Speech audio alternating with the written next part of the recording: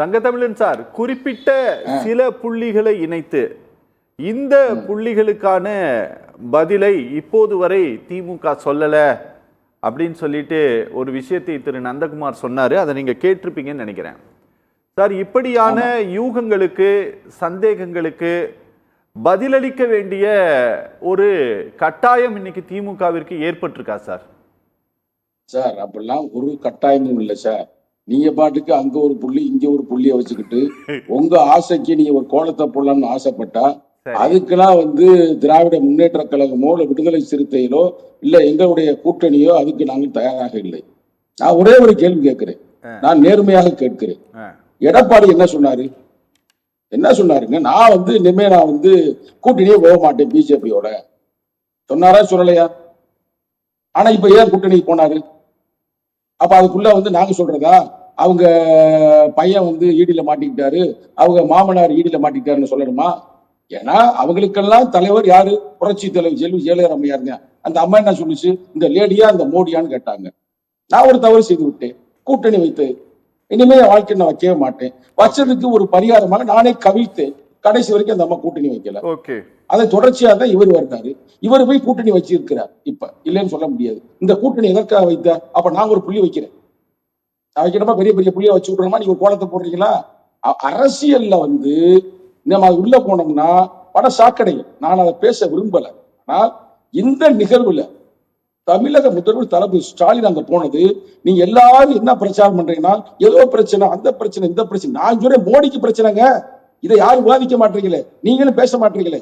இப்ப நிதிஷ்குமார் ஏற்றுக்கொள்ளவில்லை, ஒத்து வரவில்லை. நான் சொல்றேன் 100% உண்மை. வேணா நந்தகுமார் அவர்களும் கேளுங்க பத்திரிகையாளர்கிட்ட. அதனால அவருக்கு இப்ப அவங்க ஆட்சியும் போற மாதிரி இருக்குது.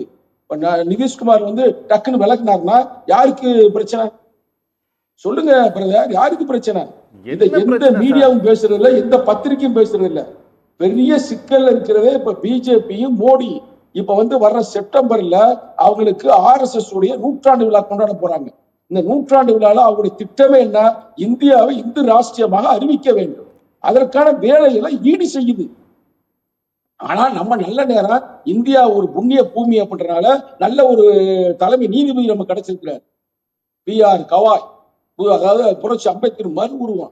அதனால ஒரு பயங்கரமான ஒரு கொட்டை போட்டு விட்டார்ல. பயங்கர சிக்கல் இருக்க. நான் அரசியலா பேசலைங்க.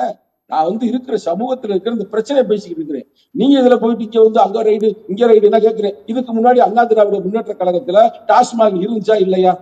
அந்த டாஸ்மாக் உடைய அந்த தலைவராக இருக்கிற விசாகன் என்னுடைய ரூம்மேட், என்னுடைய காலேஜ் மேட். ஒன்னாதான் படிச்சோம் RVS காலேஜ் ஆஃப் இன்ஜினியரிங்ல. அவர் மெக்கானிக்கல், நான் சிவில். அப்ப எங்களுக்கு சில விஷயங்கள்லாம் தெரியும்ல. இன்னமும் திடீர்னு இப்பதான் திராவிட முன்னேற்ற கழகம் வந்த பிறகுதான் நடக்குதுன்ற மாதிரி நீங்க எல்லாரும் கட்டமைக்கிறீர்கள். அப்படி எல்லாம் இல்ல. தமிழக முதல்வர் தளபதி ஸ்டாலின் நேரடியாக திமுகவை நான் சொல்வதை விட தமிழக முதல்வர் தளபதி ஸ்டாலின் சனாதனத்தை வேறறுப்பதில் குறிப்பாக பிஜேபியை அதாவது தமிழ்நாட்டுக்கு நுழையக்கூடாது அப்படின்ற தெளிவா இருக்கிறாருங்க. எந்த காம்ப்ரமைஸும் இல்ல. அவர் கூட திமுகவை சேர்ந்தவர் சொன்னார், கம்பீரமா நிக்கிறத பாருங்கிறது அது முக்கியமான ஒரு சொல்லாளர், சும்மா இல்ல. அங்க போயிட்டு காலைல விழுந்தாரா, இல்ல அவங்ககிட்ட போய் சரண்டர் ஆனாரா, இல்ல ஐயோ எங்களை காப்பாத்துக்கினாரா? இல்ல சொல்லுங்க, நம்ம நேரடியா பேசுவதும் தப்பு இல்ல. இப்ப எல்லா மீடியாக்களும் எல்லா பத்திரிகையும் திட்டமிட்டு உங்களை நான் பாராட்டுகிறேன், சத்தியம் டிவி நான் பாராட்டுகிறேன். மற்றவங்க பூரா உங்களுக்கு ஏதோ ஈடி பிரச்சனையாப்பா, அந்த பிரச்சனையாப்பா, இந்த பிரச்சனையாப்பா, அவர்தான் கேட்கிறாருல. தலைமை நீதிபதி தெளிவா கேட்கிறாரு, எந்த ஒரு பயப்படாம நேர்மையா கேட்கிறாரு. நீங்க ஈடி ரைடு போனீங்களா? ரைட்டு போனதுக்கு என்ன ரெக்கார்டு இருக்கு? என்ன உங்களுக்கு காரியம் இருக்கிறது? இல்ல என்ன எவிடன்ஸ் இருக்குது? பதில் சொல்ல முடியலையே. அப்ப இதுல உங்களுக்கு என்ன தீருது? பழி வாங்குதல் தான். இவங்க மட்டும் நம்மளை எதுக்குறாங்கடா. தோழர் சொன்ன மாதிரி, திராவிட முன்னேற்ற கழகத்தை தோழர் சொன்ன மாதிரி, தமிழகத்துல ஒரு இந்தியாவிலே ஒரு வழிகாட்டியாக இருக்கிறது. பிஜேபி எதுக்குற ஒரு பெரிய அமைப்பாக இருக்கிறது. அப்ப நம்ம எப்படி இவங்களை சரண்டர் பண்ணணும் அப்படின்னு வேலை பண்றாங்க. அதை அவங்க அரசியல் ரீதியா எதிர்கொள்வாங்க, அது வேற பிரச்சனை. ஆனால் நான் முழுக்க சொல்லுகிறேன், நான் ஒரு விடுதலை சிறுத்தை என்பதை விட ஒரு பொதுமக்களுடைய பார்வையில் சொல்றேன். இதுல எல்லாரும் அரசியல ஏன் மொத்த டாஸ்மாக் இழுத்து முடியுன்றது எங்க கருத்து? எடப்பாடி பேசுவாரா? எடப்பாடியா வாயை துறக்கல? நீ இவ்வளவு பேசுறீங்களா, நான் வந்தா ஆட்சியை பிடித்தா நான் டாஸ்மாக் இழுத்து முடிவேன்னு. அதனால நமக்கு எல்லாருமே தெரிந்த ஆளுகள், எல்லாரும் அறிஞர் பெருமக்கள், எல்லாருக்கும் எல்லாம் தெரியும். ஆனா இதை மிரட்டுறது யாரு? பிஜேபி, மோடி. ஆனா இப்ப அவங்களே மாட்டிக்கிட்டாங்க. நிதிஷ்குமார் பெரிய நெருக்கடியை கொடுக்குற நீங்க நந்தகுமார் கேளுங்க, நான் சொன்ன தப்பா இருக்கிற மட்டும் அவர் தயவு செய்து கேளுங்க, அவர் கரெக்டா சொல்லுவாரு. Okay okay okay okay.